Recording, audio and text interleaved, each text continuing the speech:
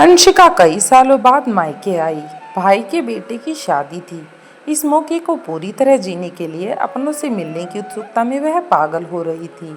यहाँ पहुंचे लोगों में कोई कुशल क्षेम पूछ रहा था तो कोई बहुत दिनों बाद मिलने की शिकायत सुना रहा था। अंशिका मुस्कुराकर सबकी शिकायतें सुन रही थी। वह हंसी खुशी कुछ पल सबके साथ बिताना चाह रही थी। ऐसे स्वभाव से उसे शोरगुल कभी पसंद नहीं रहा। मुश्किल समय को भी हंसकर बिताना जानती थी वह। अपने समय में एक अच्छी मेधावी छात्रा थी। अपनी कक्षा में हमेशा प्रथम श्रेणी में उत्तीर्ण होती थी। आधुनिक रंग रूप उसे कभी भी आकर्षित नहीं करता था। वह हमेशा अपने रंग में रंगी रहती। हर कुछ नया और सहजता के साथ करना उसकी पहचान थी। अंशिका के इस स्वभाव से कुछ जलते तो कुछ उससे प्रभावित होते। अंशिका के ऊपर इन बातों का कोई प्रभाव नहीं पड़ता। अपने जीवन काल में ऐसे दुष्कर समय देखी थी जिससे धैर्य और संयम बनाए रखना उसका स्वभाव बन चुका था। शादी के दिन अचानक उसकी नज़र एक भारी भरकम बेडोल से छोटे कद वाले एक व्यक्ति पर पड़ी। पहचानने में उसे देर नहीं लगी। अंशिका पूछ बैठी, कहो पार्स, कैसे हो तुम? भला चंगा हूँ। वो तो दिख रहा है, भीनी मुस्कान के साथ अंशिका बोली। तंज भरी आवाज में पार्स पूछ बैठा, और तुम क्या कर रही हो आजकल? अंशिका सकपका गई। अभी तो तुम्हारे समक्ष खड़ी हूँ, तुम्हें दिखाई नहीं दे रही? पार्स ने अपनी बातों को संभालते हुए कहा। अरे नहीं नहीं, ऐसा कुछ नहीं है। तो तुम ही बताओ, क्या जानना चाहते हो तुम? और किस बारे में जानना चाहते हो? बस यही कि स्कूल वाले अच्छे मार्क्स जीवन में काम आए या नहीं, कोई पद प्रतिष्ठा मिली या बस इसी तरह तरह का आचार डाल लोगों की थाली में परोसकर खुश हो। खुशी से तुम्हारा मतलब क्या है, समझी नहीं मैं। अरे बाप, अब खुशी का मतलब भी समझाना होगा। तुम्हारी वेशभूषा देख तो यही लगा कि अच्छे मार्क्स काम नहीं आए। मुझे तुमसे बहुत कम मार्क्स आते थे, लेकिन मेरी खुशी, मेरी ज़िंदगी का सुख देखो। मेरे पास महंगी गाड़ी, बड़े शहरों में अपना घर है। हर भौतिक सुख सुविधाओं का लुत्फ चुटकियों में जब चाहा तब उठा सकता हूँ। अब तुम खुद समझ लो खुशी का मतलब। पार्स की मूर्खता पर अंशिका को तरस आ गया। सोच रही थी, मुझे नीचे दिखाने में यह कितना गिरा जा रहा है। इस सोच में वह डूबी ही थी कि पार्स ने दूसरा प्रश्न छोड़ दिया। चलो छोड़ो, ये बताओ अपने बच्चे के बारे में क्या सोचा है? क्या बनाना चाहती हो उसे? बुरा मत मानना, अपना हूँ इसलिए पूछ रहा हूँ, नहीं तो मैं इस बारे में बात भी नहीं करता। देखो पार्स, कोई किसी को बनाता नहीं। जिसे जो बनना होता है वह खुद बनता है। अब तुम ही देख लो, तुम में और तुम्हारे पिताजी में कितना अंतर है। वह सहिष्णुता की मूर्ति थे और तुम, लगता है स्कूली नंबर वाला गुमान तुम्हारा ख़त्म नहीं हुआ। अंशिका, मैं तो बस पूछा, बच्चों को क्या बनाओगी? कुछ तो टारगेट रखा होगा मन में कि क्या बनाने वाली हो। इतनी सी बात पर तुम लगी लेक्चर देने। तुम्हें तो लेक्चर देने में मज़ा ही ज़्यादा आता है। मेरा टारगेट बच्चों को मनुष्य बनाना है पार्स। ऐसा मनुष्य जो लोगों के साथ वाद विवाद का अंतर समझे। पद प्रतिष्ठा का क्या है, यह तो मिलते हैं और छिनते रहते हैं। ऐसे ही जीवन में चलते रहते हैं। अंशिका का जवाब सुन बुत बना पार्स उसे निहार सोच रहा था कि आज फिर हार गया है अंशिका के समक्ष। दोस्तों, जीवन में सबसे ज़रूरी है अपनी सेटिस्फैक्शन, ना कि प्राण प्रतिष्ठा से बढ़कर है हमारे लिए जॉब भी हमें तभी सेटिस्फैक्शन देती है जब हम उसे लेकर खुश होते हैं।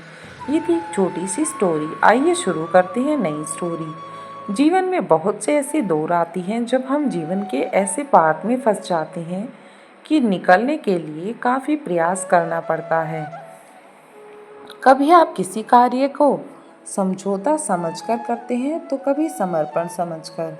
ऐसी अनेकों काम हमें देखने को मिलते हैं। फर्क सिर्फ सोच का है। इसी को दर्शाती और समर्पित है एक छोटी सी प्यारी सी कहानी। रीना और रितु दो सगी बहनें थीं। दोनों की शादी भी लगभग एक ही समय में हुई थी। रीना बहुत ही सुलझी हुई और परंपराओं को निभाने वाली लड़की थी। रितु बहुत ही अल्लड़ और नए जमाने की अभिव्यक्ति को दर्शाती थी।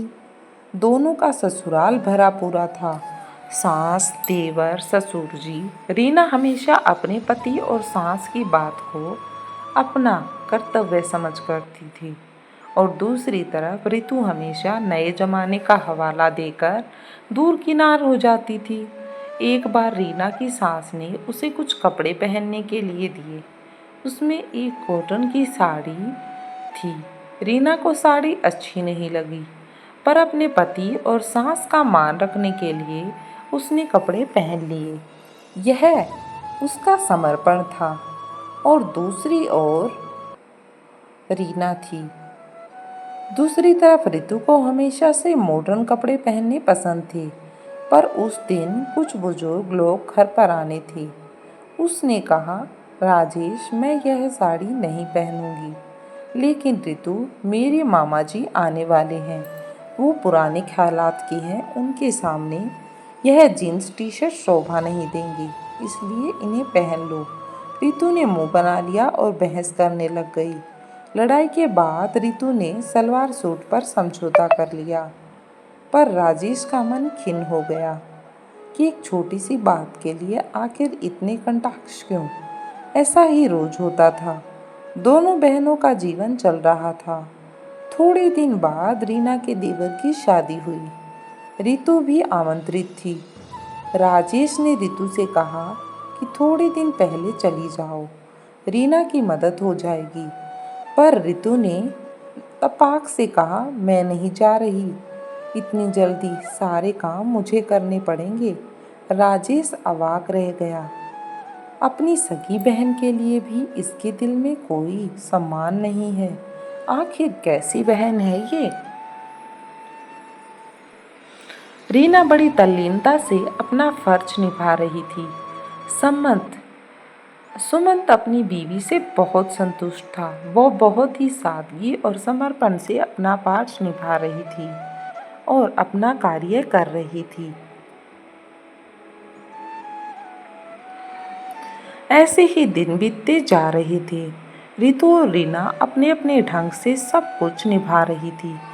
फिर एक दिन रितु रोते रोते अपने पीहर आई। माँ ने पूछा, क्या हुआ। वो बोली, अब मैं उस घर में नहीं रह सकती, कभी नहीं जाऊंगी। रीना भी काफ़ी दिन बाद मायके आई हुई थी। उसने रितु के आंसू पोंछते हुए पूछा, क्या हुआ। रितु ने कहा, मैंने इतना ही कहा कि खाना नहीं बना सकती, एक खाना बनाने वाली रख लो। मैंने कह दिया, मैं खाना नहीं बना सकती, आप अपने लिए बावर्ची रख ले। मैं क्या सारा दिन खाना बनाती रहूंगी। राजेश भी अपनी माँ का साथ देने लगा कि तुम्हारे घर में कौन से नौकर लगे थे। मैंने भी बोल दिया कि क्या मुझे नौकरानी समझ कर लाए हो।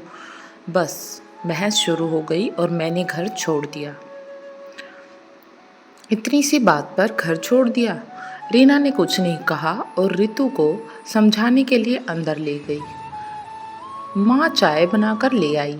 रीना ने रितु को बताया, शुरू में मुझे लगा कि मैं यहाँ कैसे रहूँगी, सब लोग इतने नखरे करते हैं। पर मैंने जब सबकी खूबियाँ को जाना और पूर्ण समर्पण किया तो सब लोग मेरी भाषा बोलने लग गए और सब मेरे साथ हो गए। स्टोरी अच्छी लगी हो तो वीडियो को लाइक करें।